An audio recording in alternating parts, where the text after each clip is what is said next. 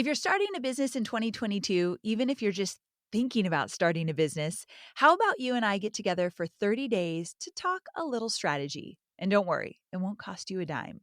I want you to join me inside my here for now, but gone soon pop-up group where I'll be going live every Tuesday and Thursday for an entire month to help you and other aspiring entrepreneurs get inspired, get into action, and finally start your online business in 2022. There are currently thousands of other like-minded and lit-up entrepreneurs in this group who are turning lessons learned into immediate action. You can do the same. The good news is you're not too late. Now is the perfect time for you to dive in. Go to amyporterfield.com/pop-up. That's just amyporterfield.com/pop-up to reserve your spot, and I'll see you inside. You can look at theme days as a sort of batching. I do this to avoid context switching. So when you're constantly switching from one thing to the next, you're not being your most productive self. Your mind is going in a million different directions. So go ahead and give yourself some daily themes to try to keep things more organized. I'm Amy Porterfield, ex-corporate girl turned CEO of a multi-seven-figure business. But it wasn't all that long ago that I lacked the confidence, the budget, and the time to focus on growing my small but mighty business. Fast forward past many failed attempts and lessons learned, and you'll see the business I have today. One that changes lives and gives me more freedom than I ever thought possible. One that used to only exist as a daydream. I created the Online Marketing Made Easy podcast to give you simple, actionable, step-by-step strategies to help you do the same. If you're an ambitious entrepreneur or one in the making who's looking to create a business that makes an impact and a life you love, you're in the right place, friend. Let's get started.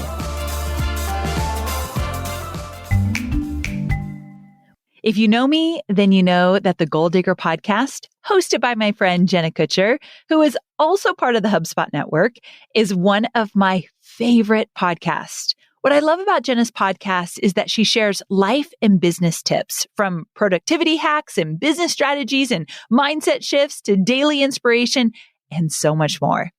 Episode 528, it's called Surprise, I Wrote a Book. It gave me all the feels because she shared the real raw story of what inspired her to write her very first book, and she shared her process. So good.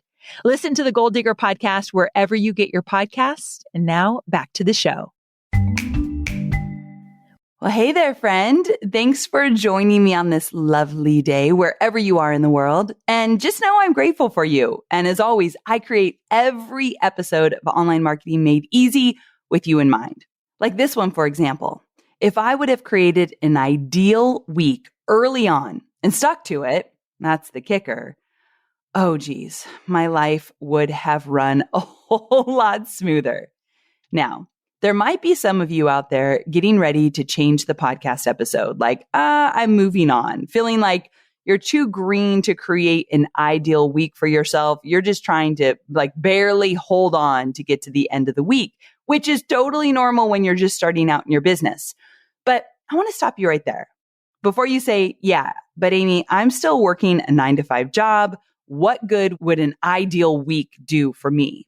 Trust me, the earlier you start organizing and setting up your week to align with your goals, both personally and professionally, the quicker you'll achieve them, the happier you'll be, and the more focused you'll stay. Plus, this will only set you up for the days in the not too far future where you're running a 6-figure online business. That's right. That's coming for you. I can feel it. But let me also take a moment to talk to those of you who have been an entrepreneur for a bit. If you don't have an ideal week, and if you're not taking the time to set it up and commit to it, that's the part that's most important. Well, follow these steps and your life is going to get a whole lot easier. But also, I get it. Honestly, I didn't truly commit to my ideal week until about 2 years ago. And for reference, that's about 11 years into my business. I definitely didn't do myself any favors waiting that long. So in this episode, let me help you create your ideal week. I'm going to share some hacks I've used to really hone in and stick to mine. And you can use these whether you have a virtual assistant or not, but we'll get into how I feel about that too. So prepare to walk away with a huge weight off your shoulders, because here's my goal for you. I want you to step into a week where you feel focused and clear on what you need to do and when, and you're sticking to boundaries. You feel only the good stress. There's a difference. And you feel in control. But most of all, I want you to have fun working toward your goals and still have the free time to spend with the ones you love. Now, before we dive in, let me give you a fantastic quote I'd like you to think about, and it comes from my mentor and my friend, Michael Hyatt. It goes like this: you have a choice in life. You can either live on purpose, according to a plan you've set, or you can live by accident, reacting to the demands of others. The first approach is proactive. The second is reactive. Cheers to being proactive. Let's dive in. Before we get going, I want to tell you that I learned about the ideal week in Michael Hyatt's book, Free to Focus. Highly recommend it. Get your hands on it if you don't yet have it. There are so many gems in that book, and this is one of them. So, where do we begin with all great things? At the beginning. And that, my friend, is writing out your ideal week, putting pen to paper or mapping it out in a graph or table, which is actually what I do with my executive assistant, Christine. So Christine, I don't know what I'd do without you. Everyone, please send Christine a little love. She's truly the best. So, for example, I have a Google Doc that has a table with my work week. So in the table, you've got Monday, Tuesday, Wednesday, Thursday, because as most of you know, I only work a 4-day work week. If that's something you're interested in implementing in your business, I wish I did it years and years and years ago. Go check out episode 378, which is called Could a 4-Day Work Week Fit Your Business? I'll link to it in the show notes, but it's amyporterfield.com/378. So I've got this table in a Google Doc, and within the table, I fill out 2 things that are usually recurring. So one, any meetings that I have, such as specific meetings with team members. And I keep these the same each week, same time, same day, each week, each month, always. And then the other thing, which is kind of fun, and I want you to do this, is that I set themes for each day. And this is actually something that Michael Hyatt talks about for setting up your ideal week. When I talk about theme days, which I mean is days or blocks of time that you dedicate to one thing, like content creation or podcast recording or live video or meetings. For me, what that looks like is that Tuesday is my video day. So I'm booking any video that needs to happen on that day. Does it always fall on Tuesday? No, but I try for the most part to always get it on the Tuesday.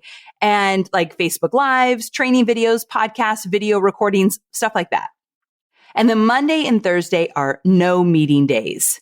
So some other ideas that you might want to do is like you might do writing on a certain day. If you're writing a book, that's the day you do your writing. Or if you're creating a course, you might have recording days or content creation days for the course. Until that course is done, that's what your ideal week would look like. Like, here's an example. I'm writing a book right now. So my ideal week includes book writing sessions, especially Mondays and Thursdays. But once that book is written, we will update the ideal week because those times or those themes on specific days will no longer be needed. You can look at theme days as a sort of batching. I do this to avoid context switching. So when you're constantly switching from one thing to the next, you're not being your most productive self. Your mind is going in a million different directions. So go ahead and give yourself some daily themes to try to keep things more organized. So this whole daily theme thing leads me right into the next important thing we need to talk about when it comes to creating your ideal week, and that is setting boundaries according to the week you've mapped out. So for example, if someone is trying to get you to come on their podcast and it requires video, instead of offering a time on Mondays or Thursdays, you have some perimeters and boundaries. And in my case, I'm going to offer a time on a Tuesday. So if it's, video podcast, then it's going to happen on a Tuesday if I can help it. So there's just less to think about on that part. Like if you're anything like me, video takes a little extra effort than I'd like to admit. So I just want to be in the zone. Like today is video day. Whatever comes up, there's a lot of video. I'm in it. My attitude's great about it. Let's go. It's that kind of thing. And as I mentioned earlier, you're not going to be perfect at this. Things are going to pop up. Like I recently was on an influencer summit organized by Brendan Bouchard, and that was on a Wednesday. Brendan texted me, said, "Hey, do you want to be a part of this summit?" I was like, hell yeah, I'd love to. And then he said, it's on Wednesday. And I wasn't going to be like, oh, well, Tuesdays are my video days, so I'm out. No, I really wanted to do it. So we make it work. So you got to have some flexibility as well. But the point is that you must set boundaries and you'll find that you can stick to them 90% of the time, but sometimes you have to make some exceptions. For me, because I only work Monday through Thursday and take Fridays off, I don't make appointments during my work days. That means I don't get my nails done. I don't go to doctor's appointments or run errands Monday, Tuesday, Wednesday, or Thursday. I do it all on Friday or Saturday. Now, I'm fully aware that I have the luxury of a flexible schedule. I don't have young kids at home anymore. And so my schedule will look and allow for very different things than a lot of you who are listening that have kids at home, have bigger families than I do, taking care of family members. I respect that and I have compassion for that. I can only speak to what I'm doing, but I can also say, this is going to look so very different for you. And the flexibility might be at a whole other level for what you're looking at in your life. But at the same time, I still want you to try to play around with this idea of an ideal week. I know many busy parents who do it, and they have to have that flexibility. Like I remember like it was yesterday running Cade from wrestling to football, back to somebody's house for some study session, and then back to wrestling. Like I remember those days and they were not easy. So you have to take into account the season of life that you're in right now.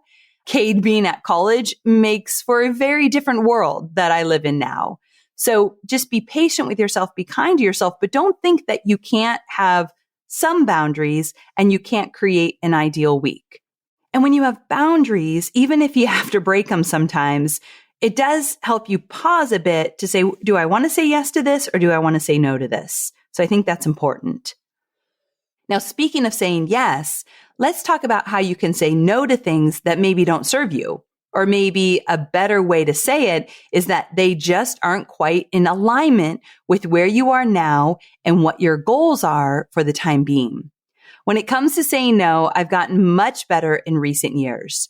So I hope that maybe something I'll share here can help you to feel confident in saying no in your personal and professional life. So for me, I'm very clear on my quarterly and yearly goals, personally and professionally, and they are definitely the drivers of everything I do. If you haven't taken the time to set some for yourself this year, we're still in quarter one and you've got time. So go ahead and set those goals. Now, especially because I am a people pleaser, I'd like to say like I'm a former people pleaser, but sometimes I think once a people pleaser, always a people pleaser. It just kind of rears its ugly head. But I need my goals to guide me. So here's what I mean. When I feel like I want to say no to something, but that people pleasing feeling is coming up, I ask myself, will saying yes to this bring me joy or bring me closer to my goals? Will saying yes to this bring me joy or bring me closer to my goals? And to be honest, I have a feeling you'll find this too. The answer is often no. Now, there is a caveat here, and it's that sometimes I just need to be there for a friend, and that's enough joy for me just to say yes to it. And sometimes this includes having to move things around, and that's where you make exceptions. But just be careful that you're saying yes or you're saying no for the right reasons. Unpredictability is part of what makes starting and growing a business both exciting and terrifying. From your very first offer online to your next big launch, finding predictability in business is about as likely as finding a last-minute dinner reservation at that new trendy restaurant you've been wanting to try on a Friday night. Unlikely. A HubSpot customer relationship management platform is here to help you grow and scale through uncertainty so that you can spend your time doing the things that you love, including going to that restaurant you've been wanting to go to forever. So HubSpot's reporting dashboard is like your crystal ball, giving you a bird's eye view on your marketing, sales, and customer service performance so you can get ahead of any issues before they happen. Learn more about how a HubSpot CRM platform can help your business grow better at HubSpot.com. Next, I'm going to take you behind the scenes and share how I work with my executive assistant, my EA. But before I do, like I mentioned, I was going to tell you how I feel about having a EA or a virtual assistant, a VA, even if you're just starting out. So here it is, after 13 years as an entrepreneur and having thousands of entrepreneurial students, I can say without a doubt that I think everyone, as you're building your business, should hire a virtual assistant. Now, before you exclude yourself, just hear me out. You can hire a VA for just 5 hours per week and not spend an arm and a leg. Oh my gosh, I sound like my mother. But once you hire that VA, one of the first tasks you should assign to them is to manage your calendar. This is honestly one of the biggest things you can do for yourself and your business and your peace of mind. So here's what Christine and I do. For starters, I repeat, do not touch my calendar. Do you know how long it took me to learn this lesson? Years. If Travinia is listening, she was my second virtual assistant that I've ever had. And I got into my calendar all the time. And I think she wanted to slap my hand because the second I got in there, it literally took away her power as my VA because she didn't know what the heck's going on. Why is this meeting here? Why did you move that? And a really good virtual assistant knows how to manage a calendar like a boss. I feel like it's a game of Tetris where you have to make all those pieces fall together the right way. And I think a really good VA does this well. So I do not touch my calendar, and I finally pass that torch over to Christine. Christine's the first assistant I've ever had that fully manages my calendar. I did an episode where it's like 9 things I wish I would have done differently when starting from scratch. I wish I learned to let go of this earlier. So that's been a big thing for me. It's certainly a discipline, and it takes a little extra time in the beginning because your ego will probably tell you, it's just easier for me just to throw in this or do that. Like I was literally, before I did this podcast, I was on the phone with somebody about a project we're working on. And she's like, let's set our next meeting. And I opened my calendar and I looked at all the different color boxes that Christine set up. And I was like, I can't. I need you to email Christine. She will get on it right away. And she's like, oh, no problem. Got it. And I can promise you she'll be in much better hands with Christine than me with my calendar. So it's just a discipline. So don't take away your VA's ability to do great things. Let them manage your calendar. Now, if you have a VA or an EA, again, virtual assistant, executive assistant, because I run the business, Christine's executive assistant, where she is at a really high level of the jobs she works on and a lot of confidentiality as well. So this is what I like to do. So feel free to steal this. Christine and I meet once a week for about 30 to 45 minutes every single week. She manages when that meeting happens, usually same time, same place every single week. And in that time, we go over the last week and then the week ahead. And then she asks me any questions she has for me. So she's got the discipline of keeping most of her questions that are not absolutely timely. Like if she doesn't have to have an answer right away, she'll keep those questions for our meeting. So again, we look at the week we just had. If I have any questions, if something didn't go well, I'll talk about it. Then we look at the week ahead. So I look at my whole calendar for the next week. Then she asks me any questions she has. And then if I have anything for her that I might have just like been holding on to, I'll talk to her about it then as well. Now, if you're not ready to hire someone to support you quite yet, one thing you can do is use the Full Focus Planner. And I've said it once and I'll say it a million times. I really can't live without it. But on Sunday nights, you take out that full focus planner and you plan for your week and you recap the last week. So what I do with Christine, you can do it on your own. And this allows you to get clear on your schedule and what's coming down the pipeline. That way, if you need to go in and schedule something, you already have your ideal week in your planner and it will simplify things for you so much. It just helps you make better decisions when you have your ideal week in mind with everything you do. Okay, so before we wrap up the episode, I wanted to give you a few more time-saving strategies that will help you stay focused, avoid distractions, and stick to your ideal week. These are easy for you to set up or give them to your virtual assistant.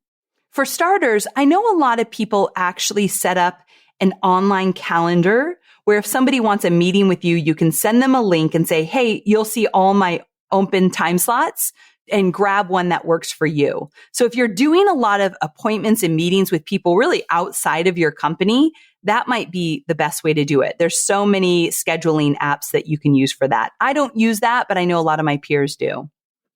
Another strategy, and this one is a game changer, create email templates, or as I like to call them, guided responses.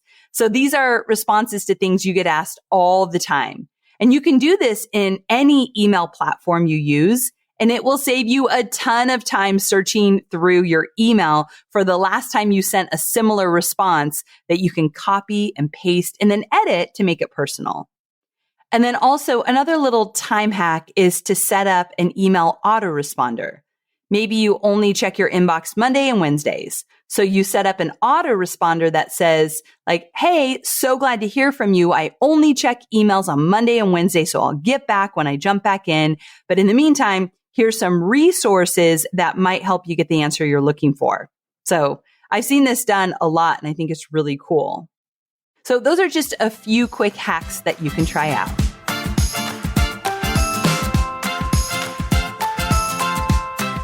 Okay, so are you ready for your action steps? Or should I say, are you ready to create your ideal week? I hope you just let out a big, oh yeah. And maybe the guy on the treadmill next to you is kind of looking funny if you're at the gym, but I don't care because I want you to be excited about this. I want you to take it seriously. So I went over a lot here, but just at the end of the day, the concept is, what do you want your week to look like? How do you want to schedule things? How do you want the flow of your days to go? One of the most beautiful things about being an entrepreneur, especially if you're building your own business, even if you're still in a 9-to-5 job, but you're moving toward that, is that you are ultimately the boss of you and of your time. One of the reasons, like one of the top reasons I left my 9-to-5 job is I didn't want to be on someone else's schedule. So if I didn't want to be on someone else's schedule and I finally started my own business and now I'm on my own schedule, I better own it like a boss. Like, don't waste that. So for those of you who have left the 9-to-5 or some kind of job where you had a boss and you're doing your own thing, don't waste that because there's a lot of people who would love to be in the position you are in right now. Don't take it for granted is what I really mean. Be intentional about how you spend your time. And if you're still in a 9-to-5, still give this a shot in terms of what is appropriate for you right now in the season of life you're in. It's going to look dramatically different than maybe even what mine looks like, but I still believe you can do this with giving yourself some grace along the way. So with that, maybe you're putting it into a Google Doc like I did. Maybe you're just handwriting it. If you've got the full focus planner, there's a space in the full focus planner for this, but I like it digital. So wherever you want to put it, I like it digital because you can change it and play around with it till you get it just right.